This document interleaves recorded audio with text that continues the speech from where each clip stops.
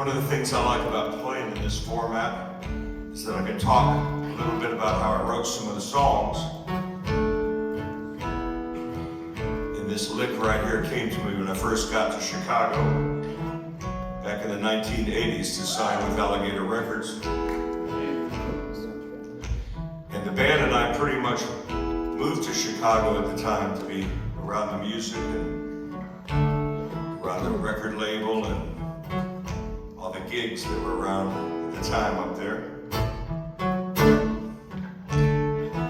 We took up residence at a motor court on the North Shore of Chicago, a place called the Heart of Chicago Motor Court. Not the nicest hotel in Chicago. But we didn't care, because if we weren't gigging, we were hanging out in the clubs every damn night, watching our idols play. Guys like Otis Rush, and Sun Seals, and Lonnie Brooks. Of course, the great Coco Taylor. And the baddest of them all at the time was Albert Collins. Nobody could cut Albert Collins. We tried, but we couldn't do it. All the guitar players would line up at the side of the stage and he'd call us up one at a time. He would just slice and dice us. And we loved it. Now it's sad to me that everybody I just mentioned is gone now. They're all gone. So sad. But there's one fella who's out there from that era who's still doing it. That's right, Buddy Guy. And I think it's worth pointing out that Buddy Guy is on probably the longest retirement tour I've ever heard of in my life. And since I base my whole musical existence on copying him, I'm just going to go ahead and announce my retirement tonight. See if I can stretch it out 20 years or so. But when I would go see Buddy play at his nightclub, the Checkerboard Lounge on the South Side, he would always play this riff right here. Really stuck in my mind, you know. But at the same time, I was listening to the rock and roll music that I grew up with. Bands like ZZ Top. I love me some Top. They had a song that went, I may not want to admit it, I'm just a fool for her stockings, I believe. So I took the two grooves and I put them together and came up with a song. That's one way of looking at it. This one right here. Seems like nowadays ain't nothing made to last. One day you got it all, then it disappears so damn fast. Our love.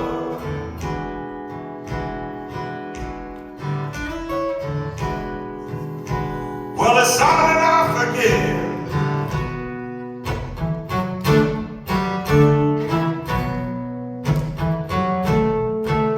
Well, I know you want to quit me, baby, but a quitter never wins. See what I did there? Don't tell on me. You walked out on a limb. I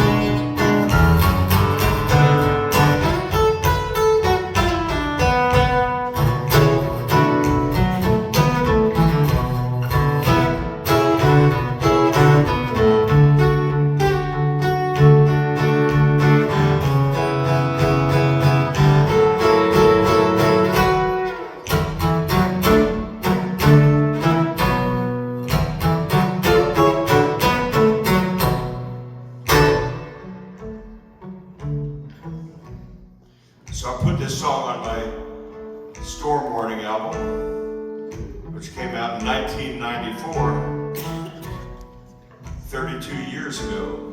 Ouch. And a couple years after that, 1996, I was playing at a venue in Minneapolis, getting ready to go on stage, and a knock came on the dressing room door. And I opened that dressing room door up, and there was a 13-year-old boy standing out there, and he wanted to come in the dressing room, and he wanted me to teach him quitter never wins. So he didn't seem so dangerous, so I let him in. But he turned out to be highly dangerous, because his name was Johnny Lang. And he recorded my song, and he sold 2 million copies of my song. That got my attention. I'm a big fan. And ever since then, a couple dozen other blues bands have recorded it, blues artists. John Lee Hooker Jr. did a nice version of it. Probably my favorite version of it was done by a Chicago blues artist by the name of Melvin Taylor. Yeah. Then 3 years ago, the late, great John Mayall put it on his final album. So grateful.